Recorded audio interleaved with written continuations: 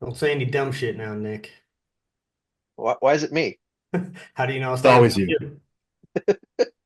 I'm gonna say dumb shit. It's gonna happen. Jeff, dude, we got these two characters. We're going to do this podcast. We're going to introduce them. We're going to talk about the purpose of this episode, which is who is Nick and Nick and what are they doing in 2025? I have no idea. I thought we talked about this. Read the outline, We Jeff. did. We did briefly. Jeff doesn't read the outline. He just told us all that. He gets the emails and I he's like, nah, not reading that. just, I Anyways, shoot from the hip. It's what I do. I like it. It works for us, so I'm good. So a few updates, right? I mean, obviously you guys all know, but there is a new company that owns the Max Ordinate brand, Pro Tier Group, and all of the owners are on the podcast right now. It's fucking weird that I was able to get all four of you together at one time. It wasn't easy. It's never easy, right? And then, Nobody's happy about it. Just try I'm harder. like, hey, when can I talk with each of you individually? And Diaz is like, what? You want to talk to us? Yes. Figure most of it just goes out in like 17 emails a day, and then a bunch of like ex-girlfriend long ass text messages. I'm not reading that book. You I know, love waking up to the chat with 25 missed messages. Who doesn't? I mean, it's because of my time zone difference and Diaz working nights. You two are sleeping. Me and him are having full on conversations, and then you guys wake up to bombs blowing up in your phone. Listen, without Tyler's leadership, what would we do for the first 40 minutes after waking up? All right. So I'm excited about what we're planning to get off the ground here, but also the new direction that we're starting with the four of us. So I'm just going to jump into the Q&A session so we can get to know you guys and kind of give the people an idea of your personality. If they don't already know what awesome personalities you already have, specifically Diaz. So as I ask these questions, right? Maybe I'll call one of you out. Maybe it's just answer at free will, right? Quick, tell a joke. Yeah, just don't ask me the Max Sword mission question because I'm gonna just stare at you. I know. I I got figured something for that one. if I didn't send it to you, you wouldn't know it. And I have sent it to you, but I have to like send it to you again. So it's at the top of your email list, right? And like Yep. hit you with notifications until you get annoyed and open it. But so Diaz, you're from Cali. Yep. How do you feel Born and about raised. I thought it was really cool until I started buying guns, and then I realized how much it sucked. it? Do you feel like you don't belong? Yes. You're an oddball for California. Yeah, very What, much. what about you, Bert? Where are you from? California, San Luis Obispo, born and raised. Are you fucking really? Yep. Jesus. Yeah, but San Luis Obispo is more of that, like, not quite NorCal, not quite SoCal. It's that you can be a redneck and it's fine. Look at his face, though. If you were going to guess what state, would you say California? I'd definitely Mi- say Idaho or Missouri for sure. Alabama. Missouri. Yeah, that's a good one. Alabama, fuck you. Alabama. He doesn't have the accent for Bama, though. Wow, But that mustache says I've dated a cousin or two. that's true. How Uh, dare you, sir? when are you going to let the handlebars start coming down? I can. I'm still active duty. You know the rules. Dude, I know that's some bullshit. Yes, you're active duty, but you're like Homeland Security.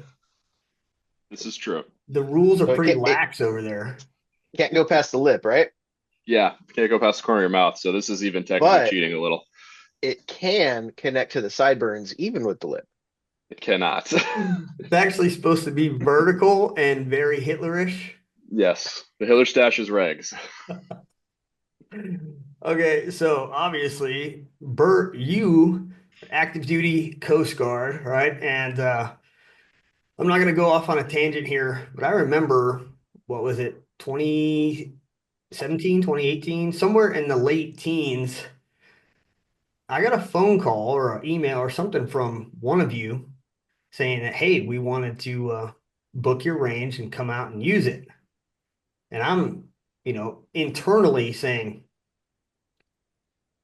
what? I Coast Guard didn't has know you guys snipers? had guns, right? For that, like, then I'm contemplating, like, okay, if I say yes, do I have to wear body armor? How, like, where should I stand while this is taking Where do the place? boats go? Yeah. Uh, Dude, but to my, like, and I still tell people this today that when you guys showed up, shook hands, hey, how's it going? Trailer fucking doors felt like opened up, out rolled your guys' shit, and you're on the range. And I'm like, these dudes are locked on. And then watching you guys shoot, it was like, what was it? There was 8 or 10 of you that first time around, and two of your guys got first round impacts at the mile target with the 308 Mark 11s. It was fucking hell of a day. Hell of a day. Yep. And we've fucking been friends ever since then. Diaz,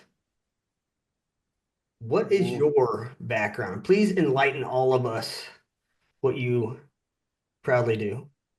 I don't know about the proud part, but play a cop on TV and I shoot a lot of guns. Dude, if you could put some of the videos that you have of fucking dudes up, I don't know what you're talking about. yeah, we'll keep it quiet, but I've seen it. I've seen people get rowdy and then get put in their place really quick. So that's cool. Uh, Both of you guys have experience, background in firearms, obviously. What got you into precision shooting, firearms training? Like, let's start with the precision rifle stuff first. Was it gas gun? Was it bolt gun? And what brought you to that lane? One of the first guns I bought after I got my full-time big boy job was a Remington 700 Police Model 308. Had no fucking clue what I was doing with it. Jumping around on YouTube one day and I ran across a match. It looked fun. Called a buddy. Hey, let's go do this. And it turned out to be a 3-day competition dynamics team match. We had no idea what we were doing. We had fun. And that was kind of where I caught the bug. So you caught the bug getting your ass beat. Oh, yeah. Oh, I can We only showed up. imagine. He was shooting an ACOG with 55 grain ball for the carbine side. Nice. And that was when they went from the short range assault stages to mid range. So I brought my red dot 16-inch Colt. That was back when the bolt gunner had to have bolt gun and carbine. Hell yeah. Okay. Bert, how you get into precision? So I went to sniper school in 2013. The Coast Guard runs ours internally. It was kind of meh back then. It's gotten a lot better. That's for a later date, but I've always been into guns, always been in competition. Once I became like certified on a long gun, I figured I should probably be doing this in my spare time, just like I do with everything else with a firearm. So same thing. Went out and bought a Remington 700 SPS AAC SD, put it in a McMillan chassis, and one of the guys in my shop lived on a bunch of farmland in North Carolina. So we just go hang steel and try and fuck around and find out. Before you got into precision, though, you were a pretty top tier pistol shooter. Yeah, I had before I went to sniper school, I've been shooting USPSA for about 3 years, pretty heavily. My best years were probably 2014, 2015 when I wasn't deployed. Went to nationals, did well, like second or third in my class, top military both times. So I was definitely putting a lot of free time, money, and effort into the competition side just with handguns. But then you learned what everybody else learned is that it's boring and you needed something exciting in your life, which was the precision stuff. Yeah. Sure, yeah, it's definitely much more of a challenge for the precision stuff. Now, I'm not gonna lie, we haven't had a shoot off between you two, but Diaz is pretty fucking fancy with a pistol as well. I mean, when we were making a run for champion of the team competition dynamics match, old Diaz here rolled up and saved our asses with this pistol because I mean, I pulled a Russ. It was bang, bang, bang, miss. And now I got to go off run. He comes over and just fucking cleans house.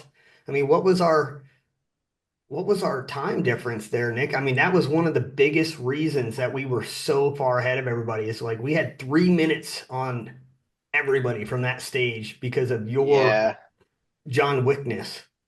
I don't remember what the exact time was, but we were It was light years ahead of significant. everybody else on that stage. Yeah. And And that if you was ever all you. go back and watch that video, you hit 3, miss number 4. As we're crossing paths, I'm hitting number 3. I'm like, hit number 3, and the RO's like, yeah, you have to hit 3 and go back watch the video. You hit 3, so I actually hit more targets than I had to. See, just more credit for you, dude. Just more credit. I'll give Nick credit though. He has beat me at every USPSA match we've ever shot because I don't shoot USPSA, and running with my wrist broken backwards with the gun pointing downrange just gives me AIDS. I hate it. It's tough. Yeah, it's a game, and you have to play the game. Now, any of you guys golf? Because that's fucking Jeff's main go-to is you golf? Yeah, I shot a 82 on the 23rd playing with my I don't dad. even, I don't even know what the fuck that means. What does that mean? 82 out of what? Par is usually 72, so 10 over. I'm a 10 or 11 handicap. That's right, usually about where I shoot. Dude, there Which is which so is better much. than the average male golfer. Hey, I'm just saying we need to have like team meeting at Jeff's house, and we're just gonna do a straight baller competition, and it's gonna include golf. We'll use the laser hit fucking system. We'll do some precision shit, and then we'll end the day with nighttime rat killing in the backyard. Let's do it. I mean, dude, we'll find out who's the champ once and for all. Now that you've been engulfed in bolt gun, all this stuff, what's your go-to? You a gas gunner or you a bolt gunner? Precision. I am ambi gunner. I really don't care. I am a certified gun nut. I love this stuff, and shot my first like gas gun match in a while with Nick at the Gusman Memorial. Had a blast. Like I'm sure he'll tell you, I was smiling the entire time. It was 20 degrees and blowing wind and miserable, and everybody's feeling poopy for themselves. And I just got this shit eating grin because I'm having fun. Because I love to shoot fast, whether it's bolt or gas. You know me, I'm gonna get my rounds off. Not gonna get my hits, but I'll definitely get my rounds off. So Well, the format for gas gun is so much different and it's faster and it's just like, yeah, you're going for hits, but it's the fucking time that you're chasing, right? You want to be the fastest time for every stage, or I think what are they doing now, Diaz? It's a cumulative time. They're doing time plus points for QP, so think of like each stage as its own match. The winner of the stage gets 100, everybody else gets their percentage, and whoever has the most points at the end of the day wins. Okay. The Vegas, they run just straight time, so whoever has the lowest time overall for the day wins. Yeah. So, I mean, they're different in terms of how they're scored, how fast these matches are. So, we have a gas gun and a bolt gun match on the same weekend. What are you picking? Probably the gas gun. Fucking loser. All right. Bert? depends on what kind of bolt gun match is. If it's like a hot, like a stock or like a field style match, I'm probably going bolt gun. If it's just square bay, shoot one target 10 times with the bolt gun from a tripod, I'll probably go shoot the gas gun match.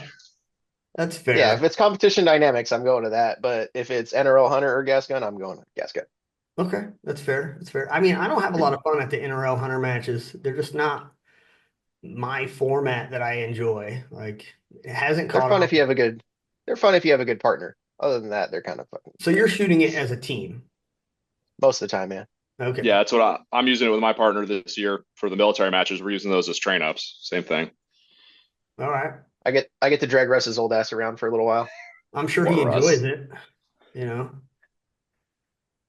he does run fast though. I haven't forgot how fast that motherfucker got from the truck to the 50-yard line. I mean, he was gone. He's fast in a straight line. You put a He turn is. in there, we got some problems. That's true. He Yeah. can't turn, but straight ahead, the dude's dangerous, right? So, what got you into training?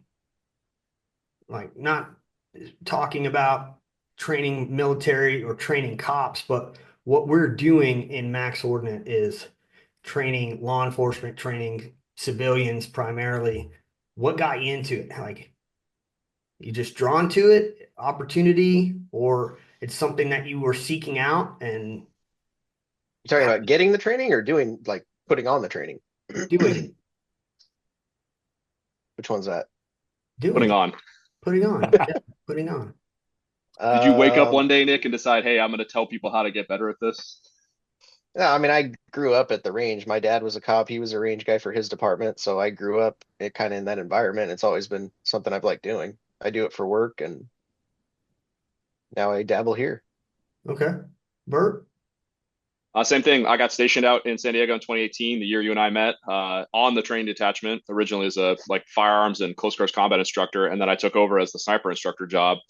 Um, really didn't want to do it, honestly, but then as I started doing it and I helped like AI, a buddy, teaching a couple of classes, I found out I really have a passion for it. I actually genuinely enjoy watching people take what they're being told and get better with it. Like it's very rewarding to me. I know it sounds, oh, who look at this guy, but like I get a buzz out of watching people get better, and especially people that come back to multiple classes really, really does it for me. Like watching them go from they don't know how to put a scope on a rifle to like one of these local kids now, placing top threes at 2 days. It's really cool to watch that and be like, hey, I had a part in that.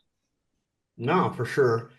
With all of that, and this is a question for both of you. It's not on the outline, so I'm fucking slinging this shit off the hip right now. Nope. Welcome to my world.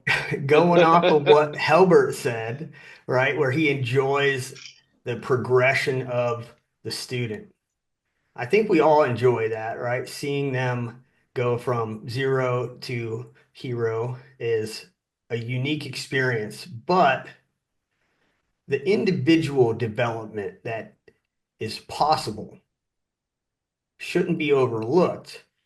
Do you guys experience the same joy from you run a class, you learn something, right? Maybe it's not information or knowledge, but it's a different way of doing something or an idea you have for, hey, I got this one dude who's having a hard time. We're going to run this special drill and boom, it fucking works.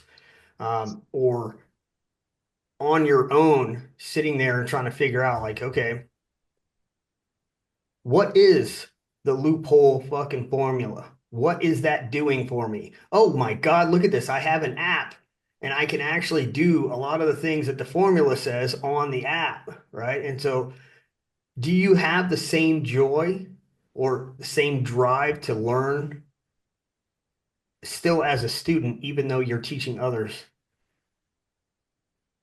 I think personally, for me, teaching has made me better. So teaching is learning for me. Every time I get to go out and see new people, civilian, law enforcement, whatever, very rarely is there a class where I don't see something I've never seen before, which causes me to get out of my own, rut and figure out one, a way to solve the problem to help the student, or maybe we can't, and I'm going to take that back. And the next time I'm on the range by myself, screwing around with stuff, I'm going to try and replicate it to see if there is a way that we could do, solve that problem. So I think the two are completely aligned.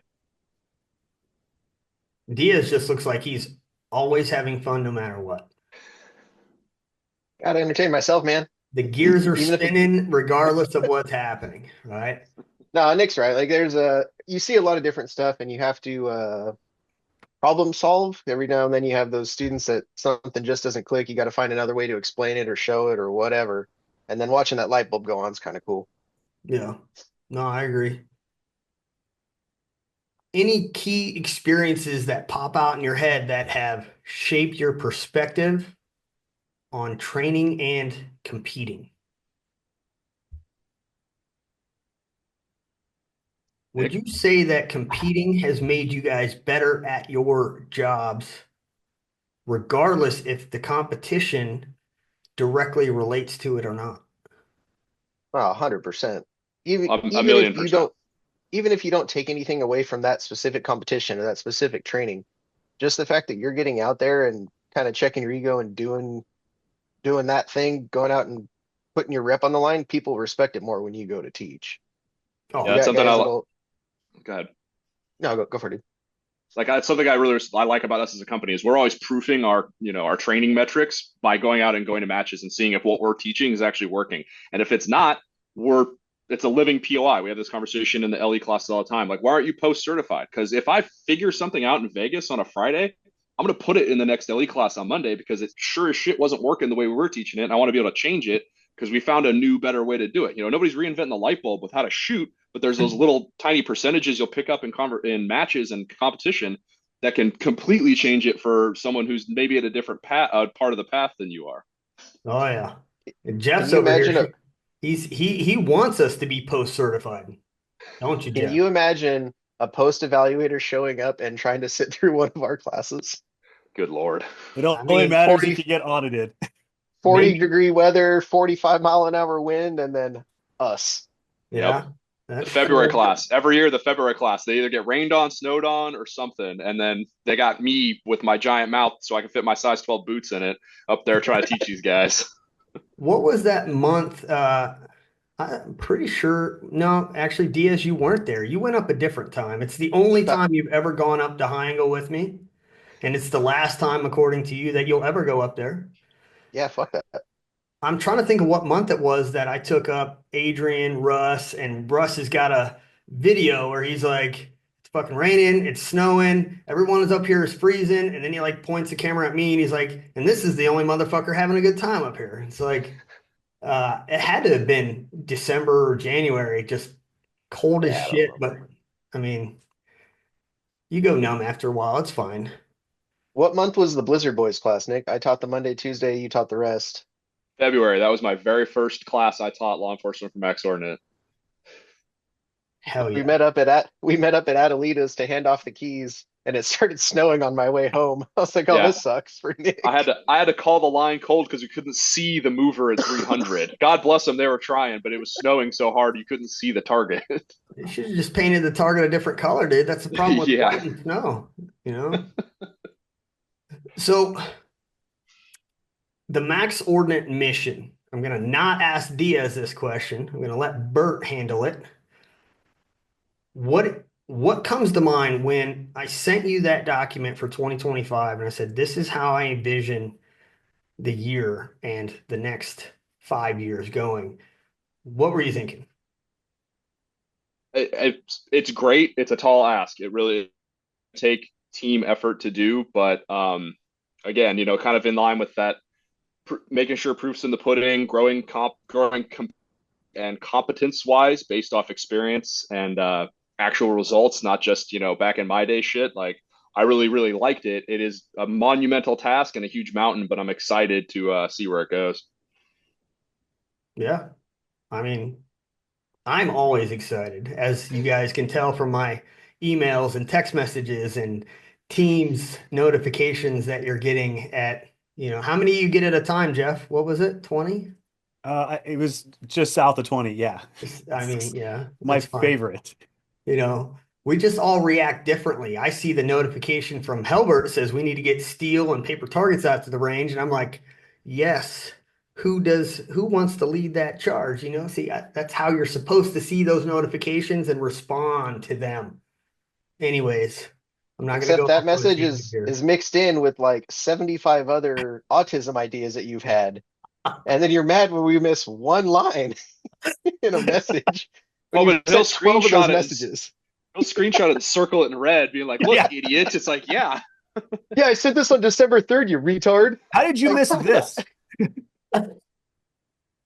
Tyler, I was underwater for the last month. I missed all of it. You're Dude, gonna that's a have to good just. point, right? So, like, when I was talking to you guys about how we're going to track the student scores going forward, I was like, hey, check out this app. And I sent you guys the PDF, and Diaz is like, do we have targets that track scores? And I'm like, what? And so, like, I'm trying to look for the picture, but it's in the old Max Ord instructor chat. It's not in our new company chat. And that was a while ago. What was it, like November that I had made that target and sent it to you guys? So, yeah. in my defense, I was like this trying to read that message. I had just woken up, like, what the fuck is Tyler sending us? Why are there random numbers on this stupid spreadsheet? Like, how do you get scored on a fucking NPA drill? I don't get this. I mean, Jeff was pretty upset that he placed last in my Yeah. little I mean, what the spreadsheet. fuck? Come on. Throw me a It was bone. just realistic, Jeff. You've shot like 8 centerfire rounds since 2012. 6. Okay, so when the opportunity came around for Pro Tier Group, and I came to each one of you and individually said, here's what I want to do, and I want you to be part of it. What were your thoughts? and you can let it hang out. You're like, what the fuck? Or, oh, this would be a cool experience. Like, I'm sure when I first said, Jeff, I just need you to be part of this with me so that if we sink together. He's probably like, oh my fucking God. Like, how do I insulate myself from Tyler? And it doesn't work, right? It Anytime I'm doesn't. There's home, I'm at his house. I'm just fucking his life all up. His wife is constantly mad at him when I'm home because I steal all of her time with him. I that's mean, not wrong. no, it's not. That's So probably why he's still married, because he's not dealing with her. so what were your thoughts? Why'd you say yes? I said yes. I was terrified because I know you and how your brain works, to Nick's autism point. I said yes because I've always wanted to be a partner with the range. Like when we lost the old property before we got the spot we're in now, I don't know if you remember, I had a conversation with you after that match we shot on BLM. I was like, hey man, what do you need? Like, do you need financial help? Do you need targets? Like, do you need somebody to come out and run stuff? Like, I've always wanted to be a part of this because you and I are homies and I respect what you do and how you do it. And two, I really enjoy coming out, whether it's professionally or personally, coming out and shooting at the property, shooting the drills. Like the field course still gets me hard, like nobody's business, like just stuff like that is cool. And I want to be a part of stuff like that because I like hanging out and shooting and being, in business with people that are just as passionate as I am about this kind of thing. Diaz, can you top that answer or are you just going to say same? I mean, it's not too far off, right? Like, I started shooting with you guys in 2020 at the old property. Everything was awesome. And this opportunity came up. As much as I annoy the shit out of you sometimes, and sometimes I want to put you on timeout, like, we're still friends. And I know we can make this thing work and we can make it better. So, I think Jeff just said yes because he's my buddy and he's like, okay, fine, fine. Well, I remember driving around. I remember looking for BLM property to shoot that match on. And me and Tyler were driving around the desert for like 3 days with Onyx open, going, I think this is open. I think this is open, just trying to find a spot. So, like, the transition from the old property, as dope as it was, to the new one was me going, okay, like, this is an opportunity to get involved with something I really like. That was a challenging time. That was So, fun. That's where I Yeah. met, that's actually where I met you, Helbert, was at that match, that one on BLM. so I there remember was, Was that I Tyler? just built my bolt gun. Yeah. Was that Tyler's birthday match? That one where we spent the night out there? maybe, No, no, 'Cause that that was was the on year before. BLM. Oh, That was the second one. I think it was the first one up in that little draw cut. Yeah. So we left the old range at, um, I want to say like January 1st, 2021. And we had a class scheduled, I want to say for February. And I'm like, hmm we got to find a place for. So we found a piece of BLM land. And I mean, it's the safest area that we could do it. There's no way people could be in the impact area. And we're gonna fucking do it. And we did it. It turned out really fucking cool. But can you believe they stole the fucking plywood zero boards overnight? I mean, that's how after fucking nuts the desert is, dog. like Desert 10 people. shooters for 2 days had all those holes in it. And they Yeah. took the boards. And they still took that's somebody's roof right now. It's probably still somebody's roof. It's probably that little shanty town right next door to where we had that class. Yeah, no, Highly 100%. possible.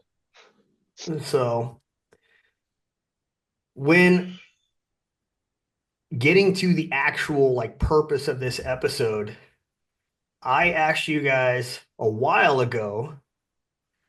We just didn't move forward with it. Now we're pushing forward, and you guys talking about my fucking brain that never shuts down. I believe I have found a way for you guys to just hit a button and record your show, and it's automatically uploaded to the interwebs. Imagine that. Because I know how much you guys will struggle to do this, but it's I fine. struggle to get into email. Sounds like a great job for Hilbert.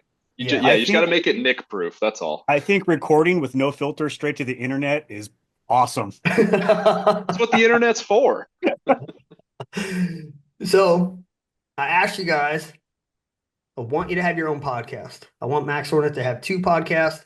I want you guys to have your own, talk about whatever the fuck you want.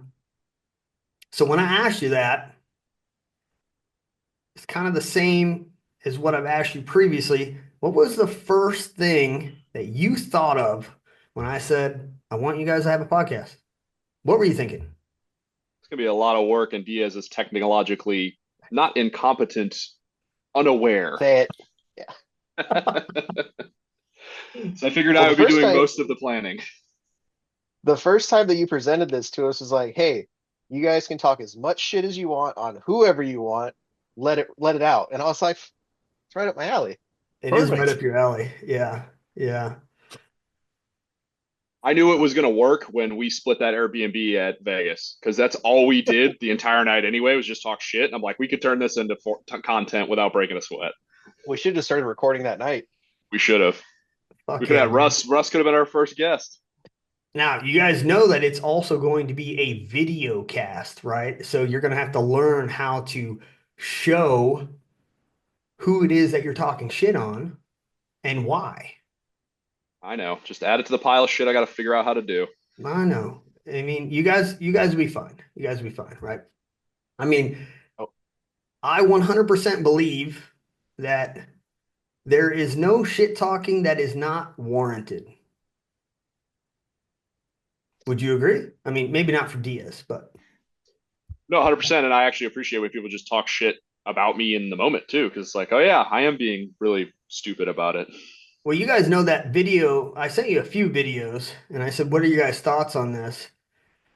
I like the fact that we have followers, prior students who send us videos and say, can you fucking talk shit about me so I can learn from you watching my video? And I'm like, yeah, I'll fucking tear you down right now. Give me a second.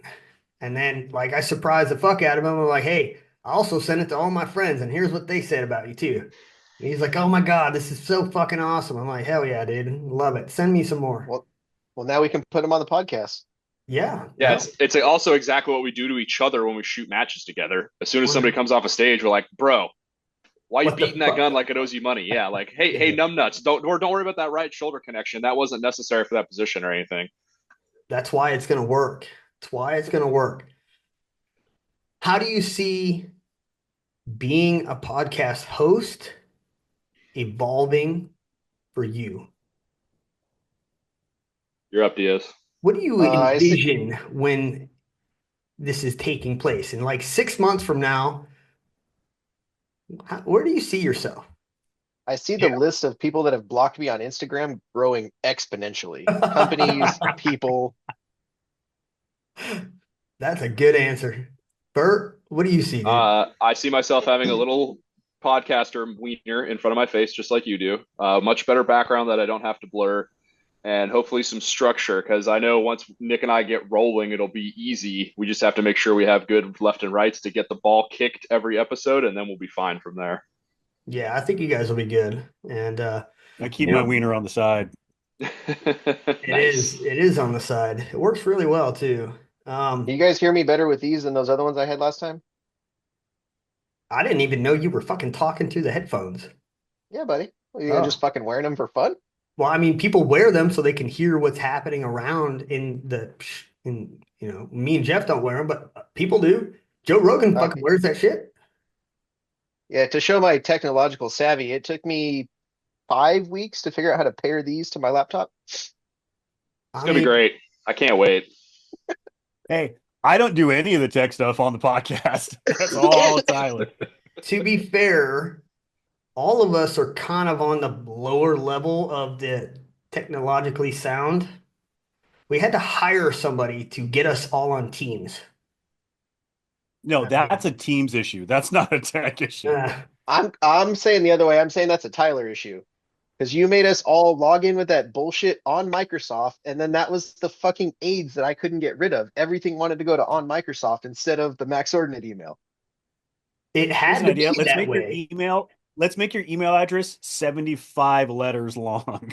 I didn't Was a have a little choice. excessive. I didn't have a choice. I had to free up the website from Google and attach it to Microsoft. It's a long story. You guys wouldn't understand anyway, so let's just not talk about it. All right.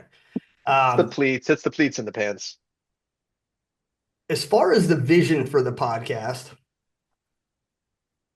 when you guys are executing this show, and I know right now the plan is twice a month, execute the show twice a month. What are the topics that you are passionate about that you feel are going to come into this show? Like, is it all going to be precision rifle? Are you going to talk about fucking pistol shit, stories with different stuff? Like, I mean, what's the show going to entail? And which episode will have grilling steaks? Because that's the one I'm interested in. Yeah. I'm sure there'll be plenty of story time to go around. Like I'll talk about whatever. You want to talk about pistols, rifles, shotguns, long guns, whatever. I mean, you're in a unique position because you're in a law enforcement department. You guys are getting new pistols, or you've already made the transition. I know I got a friend up in fuck, I can't even think of the county, dude. It's one of those central counties in California that nobody cares about, right? Solana? That's where slow is. I don't fucking know. I honestly don't know, right? But they just transitioned to SIG 320s. And within Oh, they're- 1 week of everybody having that pistol, some dude fucking shot himself in the leg already. They're about 4 years behind on that curve, and yeah, they probably forgot to replace the parts they were supposed to replace. Yeah, they missed the recall parts for sure. Bro. So is that the kind of shit you guys are going to talk about? Like, tell me about I mean, your podcast. Diaz and I could do 2 months worth of topics about tech. Like we're both into tech. We both do armor stuff. We both do a lot of things. Like to your point, my department just got all brand new sniper rifles. Like I could spend a whole episode talking about the differences. And I'm on my third generation in the military of sniper weapon systems, so we could do a whole episode just on that. But I also want to do like matches. Like, hey man, we both shot a QP match together. Like what was awesome, what sucked, or we go to Avenal and shoot the hill, and it's the CrossFit match that Dave Casterlex put on, and Nick just wants to complain about how stupid it is the entire time. Oh, you won't catch me at that match. I'll come cheerlead, bro. Bert, I just want you to know, nobody wants to hear about the Mark 22. All right. Okay. I mean, Is it's that a the horrible MRAD for gun. us English speakers? That's the MRAD. Barrett MRAD. It's the new sniper rifle that Helbert's talking about. They just got. So Barrett MRAD, it's been around for over 10 years, but it's new to the military. I don't know what the fuck they did from the production model that I have to the military model, because I've never had the issues that I'm seeing pop up in the military where you're getting parts of the frame cracking. There was one issue I think that they fixed, but Bert, the two screws that you tension around the barrel? Yes. So people used to over tighten those and crack that fucking aluminum housing. Mm-hmm. So isn't the torque on that like 150 inch-pounds or foot-pounds? 140, and it comes with a torque limiter now to fix that. Also, they had a whole batch of like COVID aluminum or whatever, but to Tyler's point, they were getting frame cracks right there. So if there's not a dimple between those two screw holes, you don't have a proofed aluminum receiver. You need to send it back so they can replace it. I mean, there's been multiple changes. Clearly, there have. The MRADs that I have don't have M-lock on them. They're the old Barrett style where you screw in the rails, right? It was before M-lock became popular. I mean, that's silly. Like you got to remember, I was working for Barrett from 2013 to 2015, and M-lock was not a thing, right? Yeah, I want to talk about the M40s I got because they're awesome. They are awesome. I wish they didn't take ours away, but So yeah. Hey Nick, are we gonna have like a legend on the side of the screen for all your acronyms and shit? Because I can't keep up with them. I'm sure listeners will be able to keep up. We'll definitely brief it. I'll do what you got to do at work. If you use an acronym, you have to spell it out before you can use it as an acronym. I think don't worry. He's gonna send you the outline before the podcast every time. That's a good I don't know how many times are you guys even gonna have a fucking outline? We'll have, I don't know, Nick. it'll be loose. It'll be me Yeah. drawn on a napkin or something, but we'll have a loose structure. It'll be like a text message. Hey, this is what we're going to talk about today. Just like 2 words or an acronym. And Nick's like, I don't Yeah. know what the fuck we're talking about today. I'll pull the pin on the grenade and we'll go from there. There you go. We got to figure out when Tyler's actually going to listen to these, like how many we can do before we can start talking shit about him and he's never going to hear it. Yeah. I'm going to listen to every fucking one of them, then. Every one of them. That's how I start teaching law enforcement classes. Like, hi guys, let's get the monkey out of the room. I'm not 4 feet tall with red hair. I am not Tyler Hughes. I think by now people are not expecting me to be there. I couldn't tell you how many times I've taught that win portion and I have to explain, hey, this is Tyler math. This is wrong. Here's the actual answer. Oh, you're talking about on the slide. Yeah, Yeah. your Excel spreadsheet that's nothing but numbers, like Rain Man might understand it, and the students are just like slack-jawed staring at you, and you're like, okay, this is true, this is accurate. I'm going to show you the easy way to do it because I'm stupid, and this is Wait a how I minute. get it That done. is not even wind.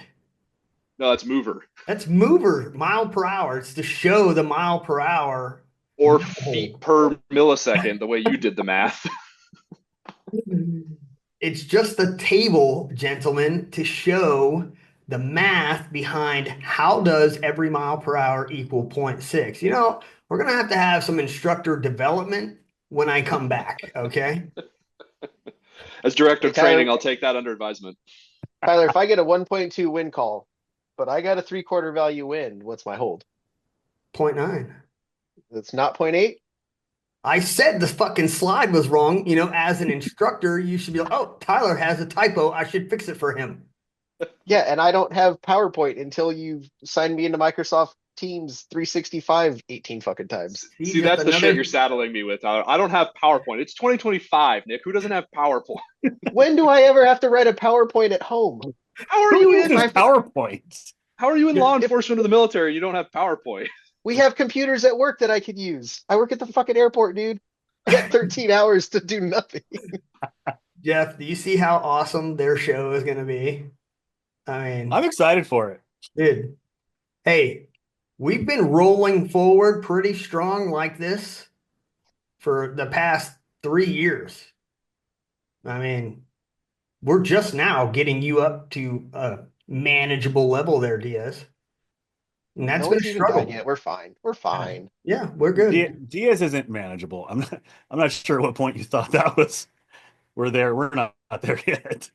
Yeah. To your point, Tyler, I see the podcast, the Nick and Nick podcast or whatever we call it. A little bit of interviews, some storytelling, definitely some clips, embedded clips where we're like, Jesus, Mother and Joseph, like what is that guy doing? Stuff like that. But hopefully bringing like some actual tangible takeaways while people can just laugh at our expense because the two of us together is fairly hilarious. In the first year, realistically, if you could have one guest on the show, who would it be? Oh man, who can keep up with the shit talk? I mean, I'm sure there's plenty out there.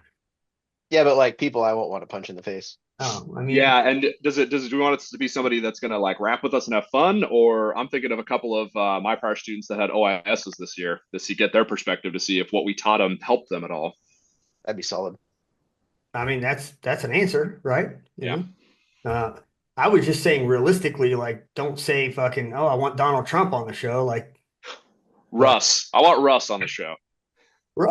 he's not bad. He calms down on the camera. He doesn't let his wild side out that much.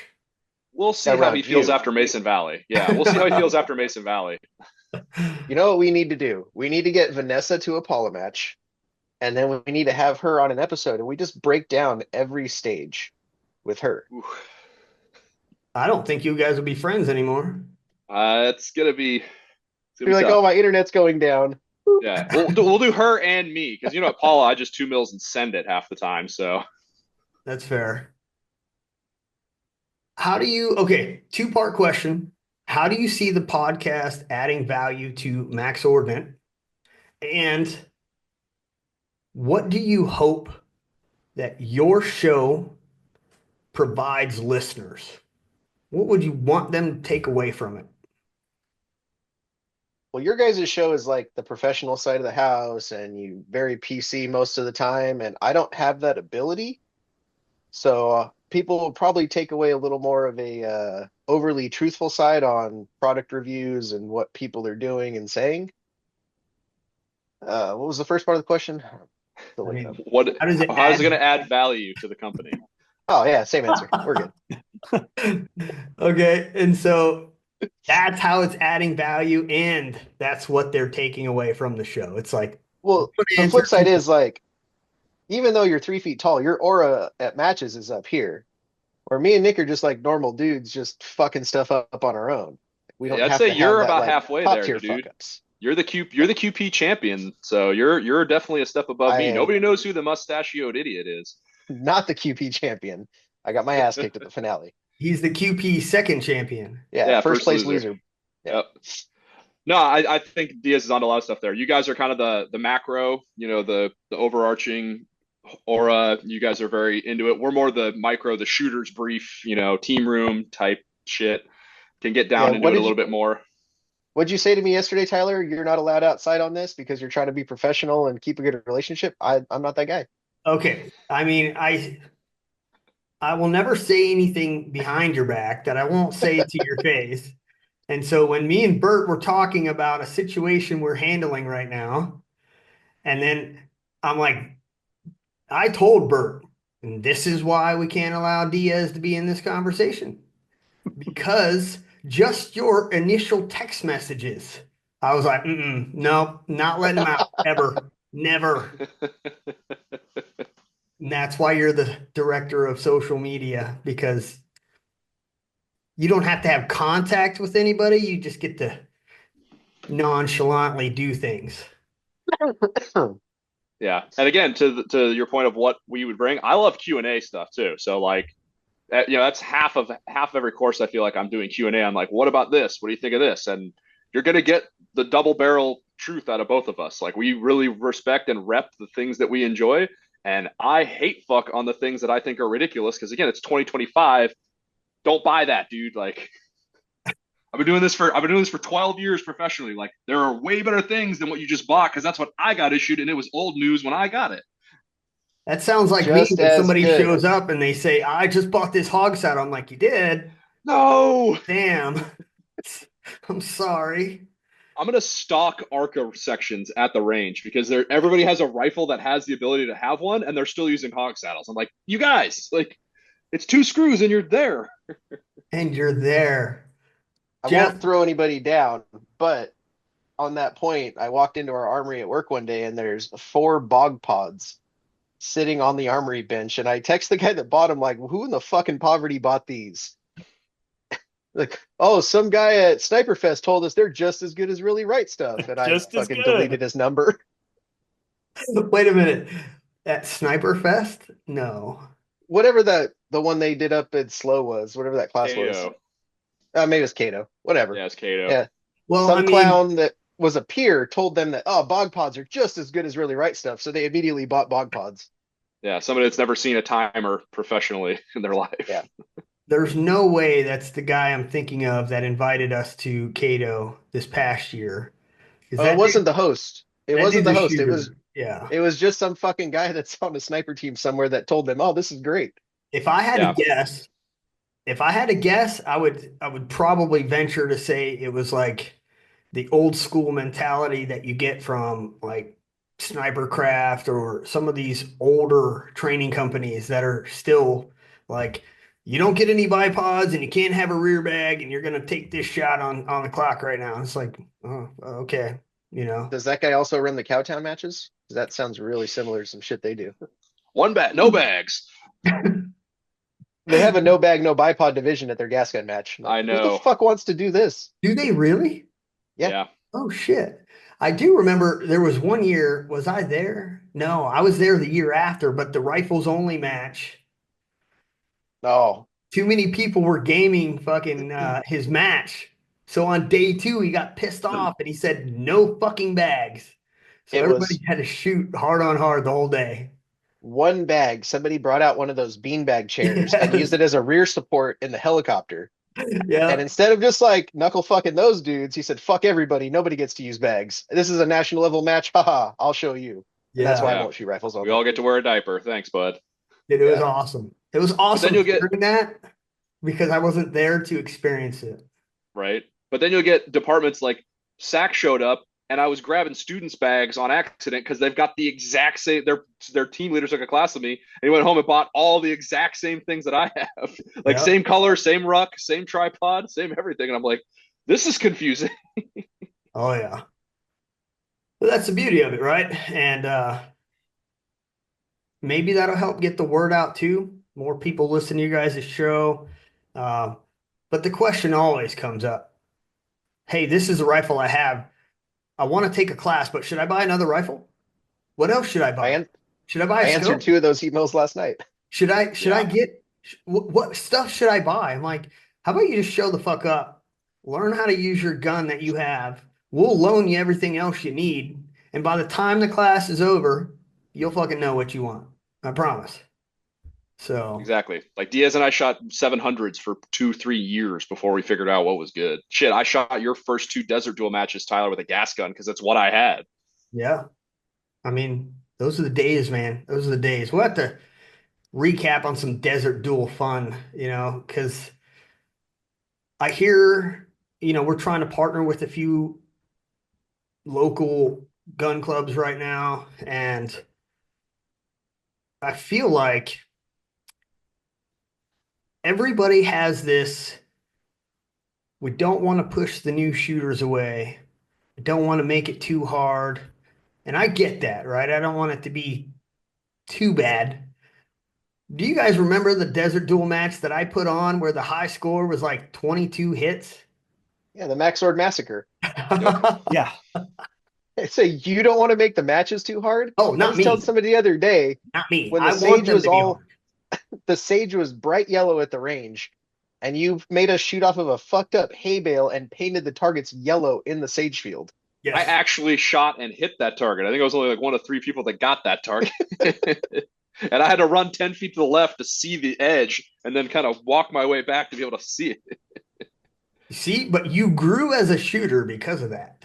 I did. Well, Well, that's when I what was running those fruit stand matches, it was the same way. I'd hide green targets in green sage. Like, yeah, good. Dude, have fun with your dasher. I love it. There's no splash. So if you don't see trace, you're done. Jeff, were that you was around to see that contraption I put together for one of these matches where you had to put your rifle through the bucket and then you had to pull the rope to lift it off the ground and Yes. And shoot and through the window?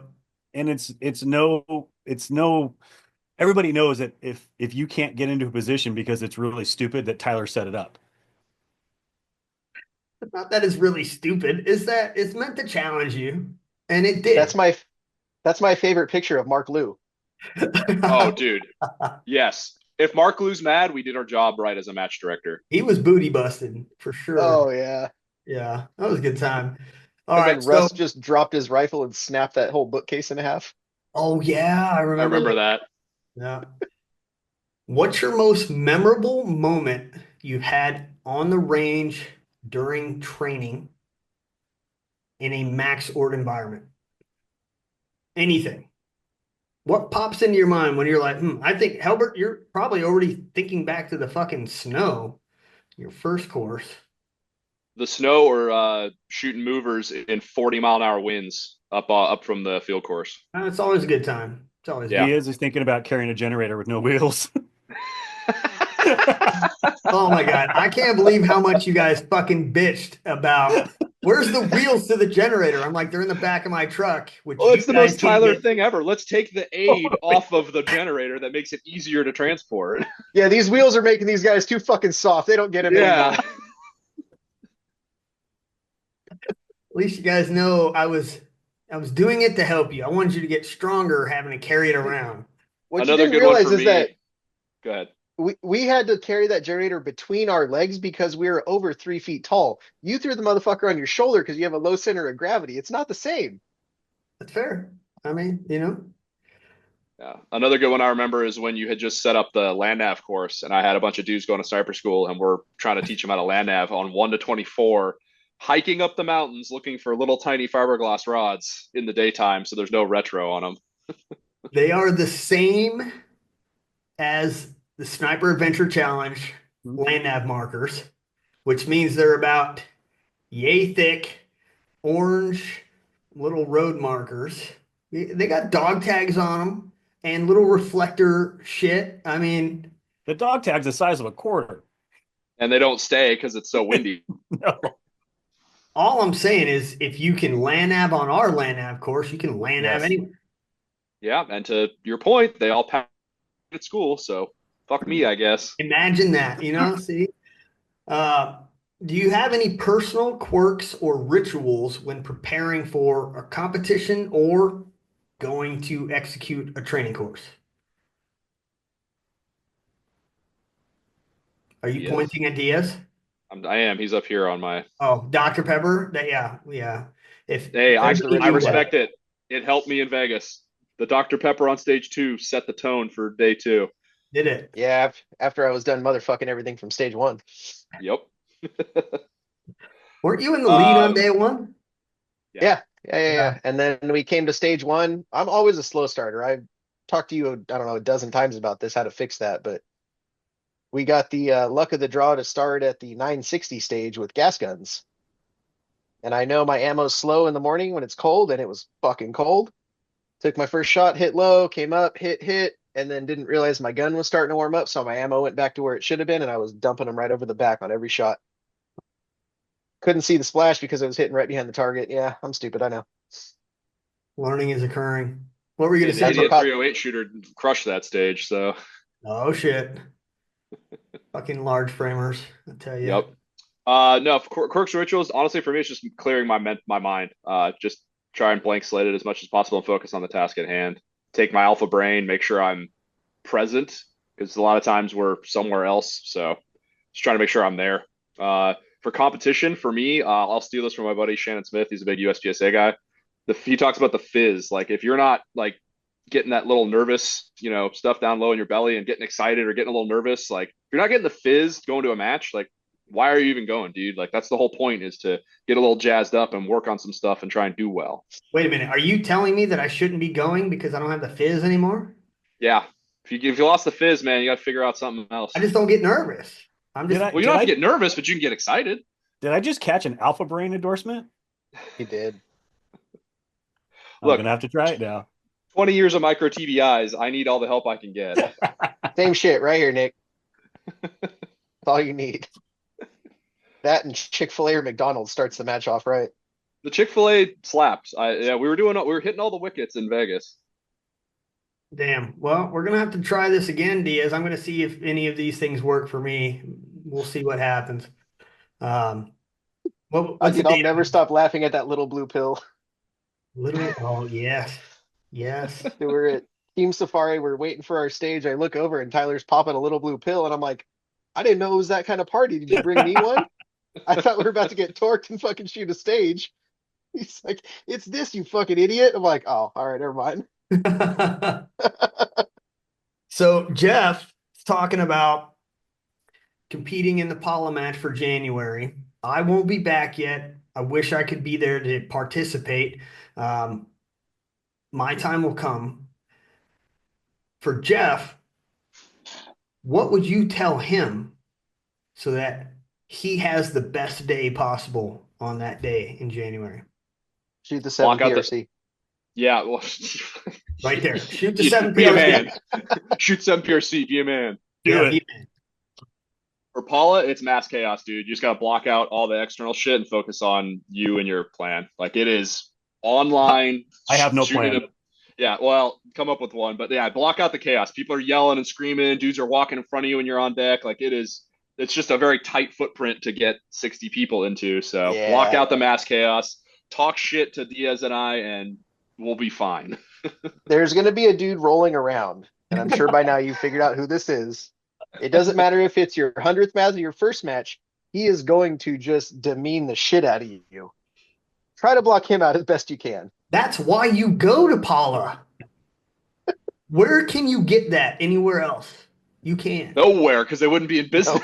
I fucking love homie. I mean, I enjoy it. I think it's fucking awesome. Oh, Jeff, that's great. I would say my piece of advice is if anybody says, "Hey, can you run this tablet?" Say no. Yeah. Yeah. You'll Yeah, I never don't get even. rid of it. Nope. Yeah, that just no, no, Dude, just did you sign up? Are you squatted with us Uh, yet? I'm I'm just making sure because I'm going to try to hunt a couple times this month. I'm making sure I'm good, but I'm probably going to sign up tomorrow to just confirmation from the wife that I'm good. Dude, make sure you squad with us. Ask us questions, even if you think they're dumb. Like, dude, we'll help you But out. it's like what we talked about, right? Like I have zero expectations going into it. I haven't competed in probably 3 years at least. But I can't continue to. I can't rest on my laurels. I got to start competing again. I got to start shooting more. It's such a even like teaching is such a just not Perishable teaching. skill. Yeah, it's such a perishable skill that like if I don't do it, I you lose it. I So was actually going to say he hasn't competed since you were in high school, Diaz, but I guess I was wrong. look, I was shooting IDPA back in like Mm, 98, 99, right? you Like still if have not, the vest? it's been a long time. Yeah. The other thing, Paula, D and I see it all the time. We call it out all the time. Just don't keep missing in the same spot. Oh. Yeah, fair. And Don't be afraid. it is a target rich environment. So make sure you are on the correct target. Yeah, they have like 500 pieces of steel.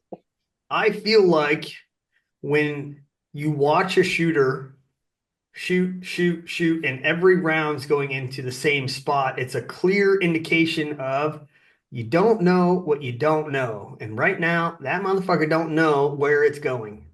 So Hmm. he just Yeah. keeps trying the same fucking thing, hoping one of those times it will happen.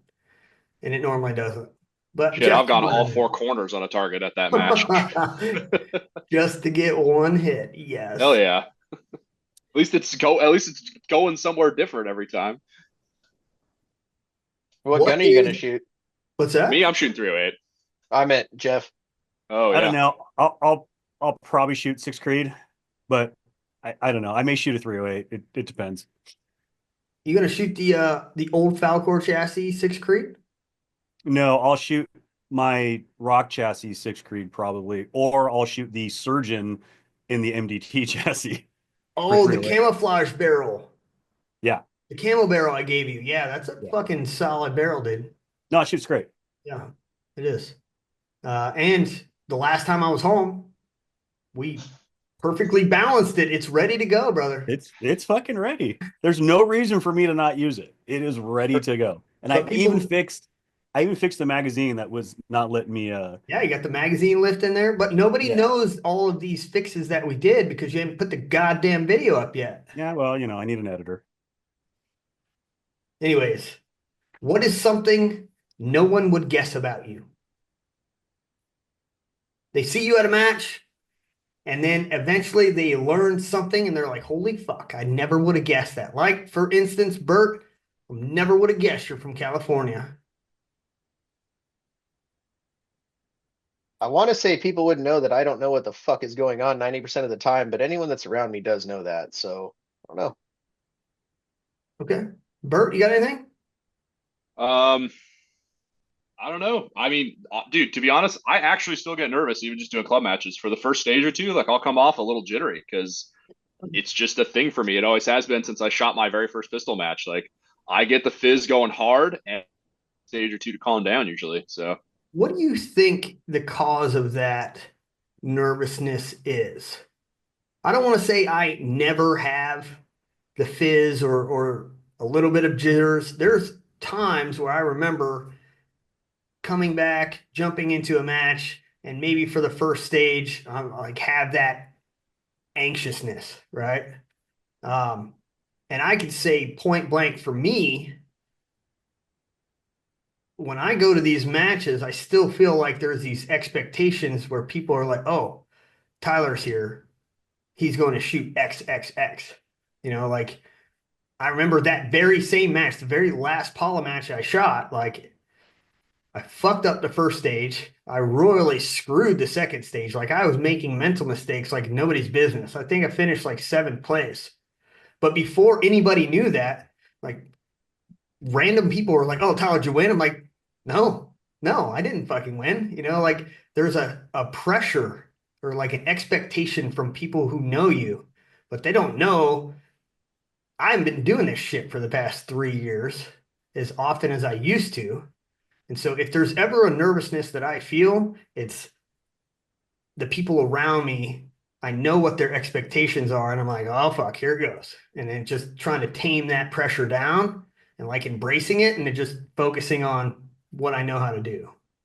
No, Where's your that's a ton of it. That's a ton of it, honestly. And I think that's one of the reasons I did so well at Vegas is nobody in Vegas knows who the hell I am. Nobody expected shit out of me. And I literally told myself and Nick, I'm there to have fun. And I had a blast. I had zero expectations. I shot clean the whole match, like which never happens for me. Like a lot of it is, yeah, hey man, you're an instructor. You own a company. Like you do all these things. You're a sniper in the military, like X, Y, and Z. And it's like, yeah, dude, you shoot every Saturday, Sunday. I have a 4-year-old. I work 100 hours a week for shit pay. I'm on the range, this much outside of my instructional duties. Like, there's a lot of things going on. If I could just devote all my free time and turn this into my heroin, I'd probably be doing what you think I should do. But sometimes, hey, man, I was up all night with the kid. I'm just not in it today. Like, I'm making mental errors. And that's the biggest challenge, isn't it? Like when you become a good instructor, you also lose the ability to shoot as often as you used to. And the challenge is staying proficient at both.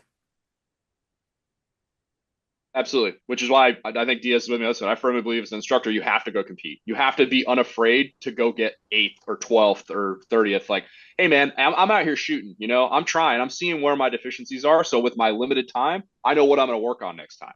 Is, hey, Yeah. man, I royally fucked up that break position. Like, I'm just going to shoot 50 rounds of break position. Or, I didn't hit shit from the tripod stage and I timed out. Like, whatever. Or my target ID is terrible. Like, I'm going to work, indexing targets. Like, you got to get out there because I don't have enough time anymore. So I got to figure out where my time needs to go. And the match helps me do that.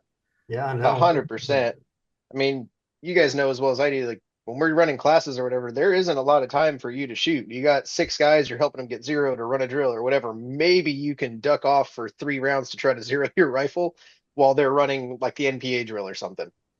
I'm sure I pissed John off. I'm usually up way earlier than I should be shooting at classes, cranking rounds Same. before the students even get there.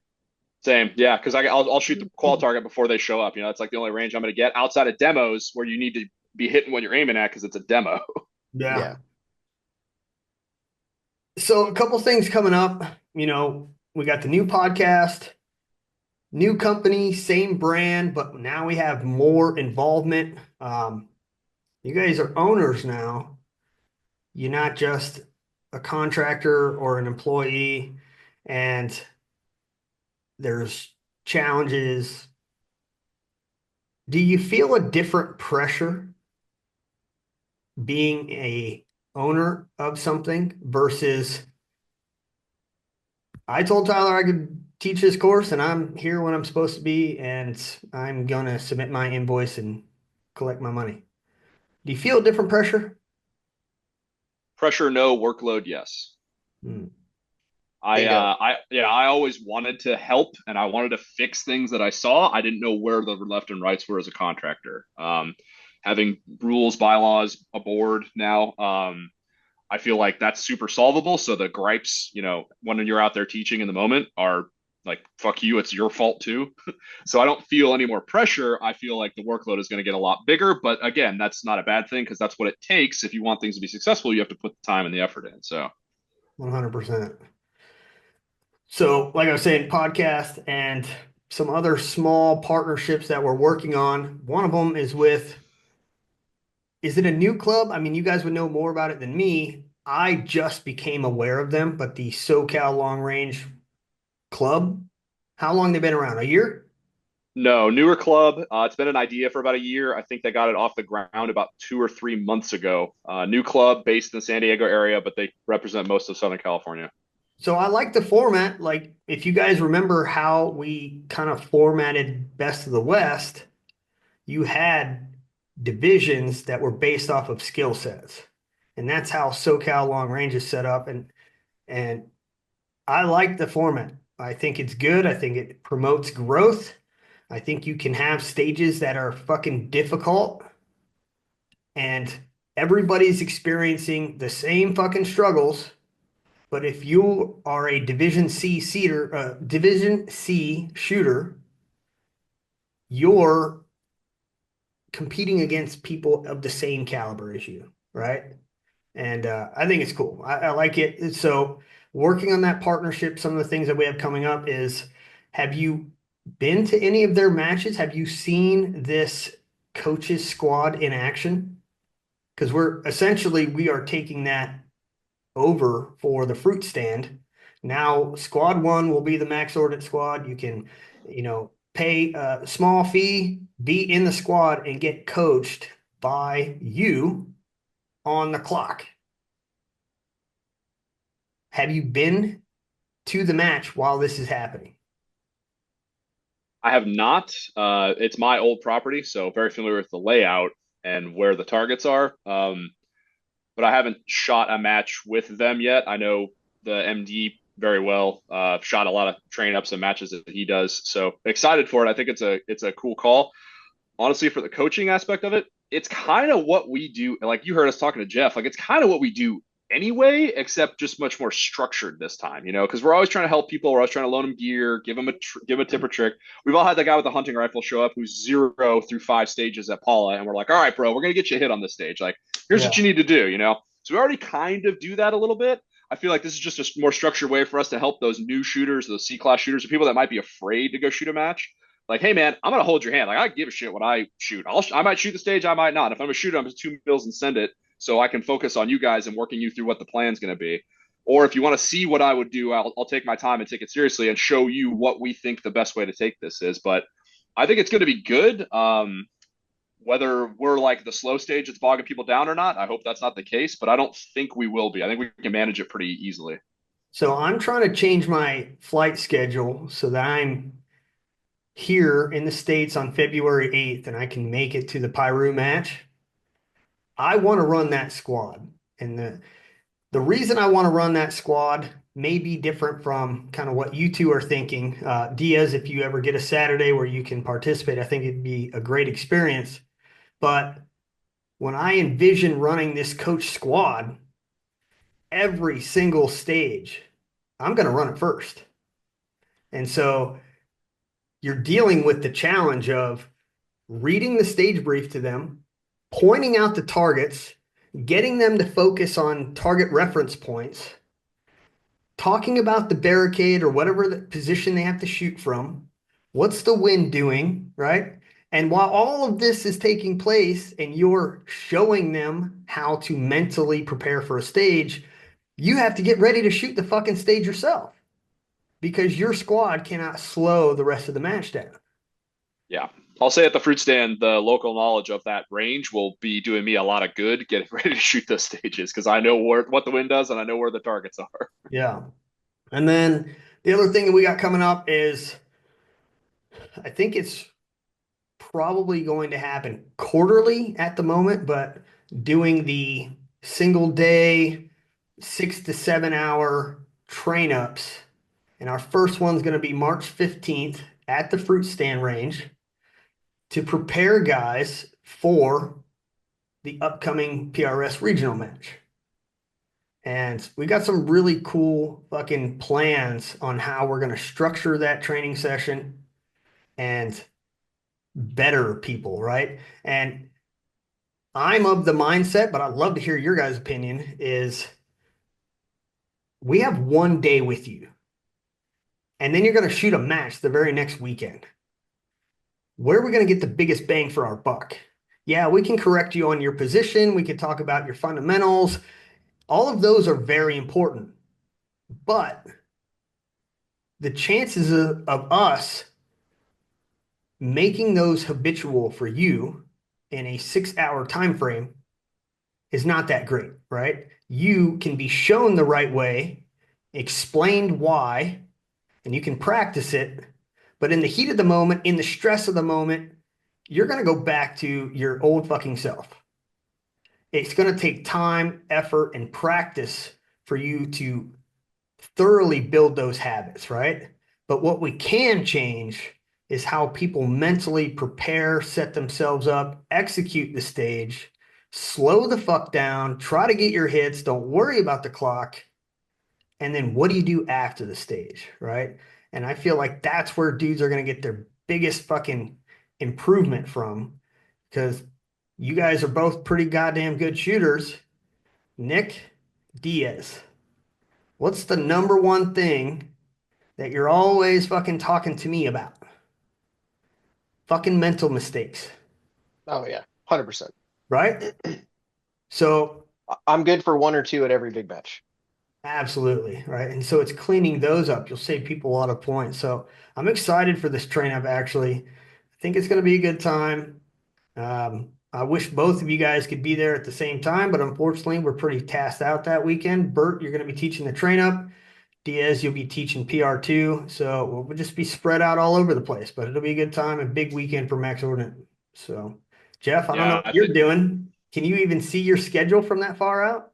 No, I mean, between now and February, I'm getting a house ready for sale in Ojai. I got to sell my house. I have to try to hunt 2 to 3 times in January because I'm running out of time. I got a birthday party for my 1-year-old on the 11th. It's a busy month. So Does who fucking anybody knows? does anybody want to take bets on if he gets these hunts in or not? I'm trying. I got I the might be under. willing to put some money up that he won't make it to Paula on Sunday. I'm trying. I feel you, Jeff. I got 2 more years till I retire. I'm with you, man. Then my schedule frees up a lot. It's tough. You got to go to Paula, Jeff, if you want me to take that 7 PRC. I have to go regardless because I got to get you the 7 PRC. So what I told my wife is, look, I got to go down there. What am I going to save Business 2 hours decision. by not competing? It Yeah, was traffic, business dude. decision. Traffic was crazy. Yeah, exactly. You got a flat tire. I'm sure somebody there can help you get a flat tire. Oh God, yeah. I blew one coming back from the range last time. Oof, that was fun. Jeff, if you go, are you taking the BMW? No, I'll probably take my truck because I can't afford a flat tire. Wouldn't be the only Beamer on the line, I'll tell you that. Dude, have you seen this Beamer? No, It would It'd be definitely the be the only- only one there. Yeah. nice. It's a unique BMW, and it's not new by any means, okay? No, Hell yeah. it's my E30 Touring. It's my station wagon. Oh, Yeah. dude, E30, say less. I'm in. Oh my God. Okay. All right. Last question. When I initially pitched this podcast to you guys, I was calling it tactical advantage. And I was kind of going off of your guys' background and just trying to find a name that worked, would be catchy. I don't care what you talk about. And then Diaz was like, we're not really talking about tactical shit. I mean, we can, but that's not just our sole focus. What about competitive advantage? And I'm like, okay, maybe, but the word competitive, it just drives me fucking insane. Trying to hear you say, welcome to the competitive advantage podcast, like, so what the fuck are you gonna call the show?